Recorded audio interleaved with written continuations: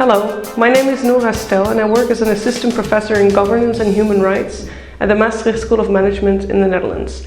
I'm also an affiliated scholar with the Issam Fares Institute for Public Policy and International Affairs at the American University of Beirut in Lebanon.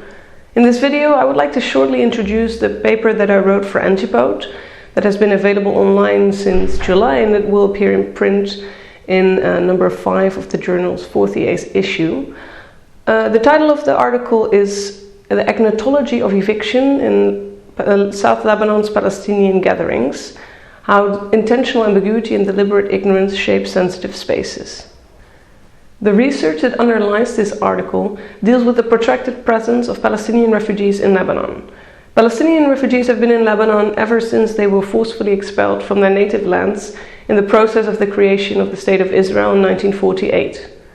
Despite this decade-long presence in the country, however, Palestinian refugees in Lebanon are basically excluded from any formal political institutions. Indeed, the governance of Palestinian communities in Lebanon remains without any formalization or regularization. It is in fact characterized by what is often called a state of exception. In light of this, my research explored the interactions between the authorities that govern Palestinian communities in Lebanon and Lebanese state authorities, interactions that are informal and contested, but omnipresent nevertheless. Refugee camps and informal settlements are often excluded from the regular governance mandates and legal frameworks, and the communities that reside in such spaces of exception are habitually cast as undermining authorities' projects of rule and even threatening state sovereignty.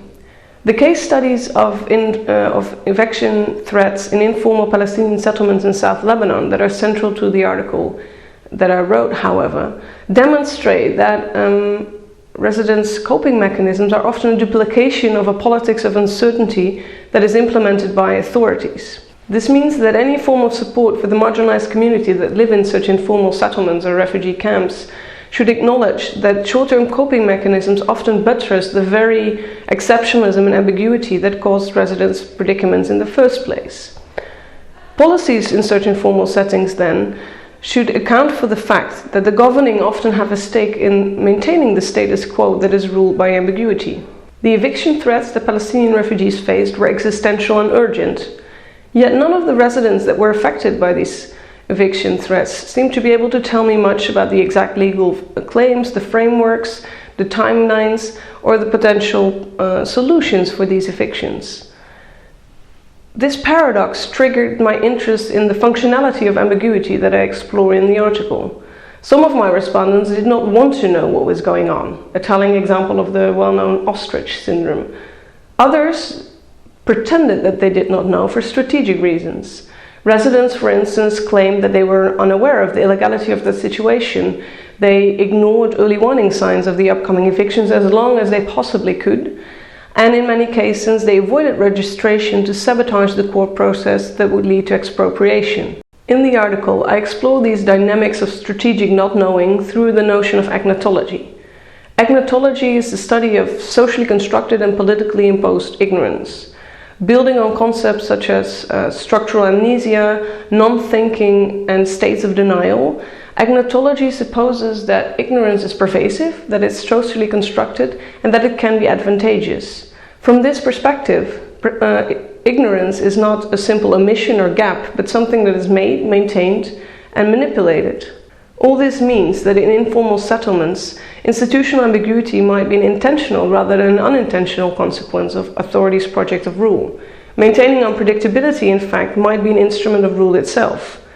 This also means that residents' replication of this institutional ambiguity through their stalling and ignoring tactics might reinforce rather than undermine state power. This has real-life consequences. If not wanting to know is deliberate, then policy recommendations will per definition fall on deaf ears.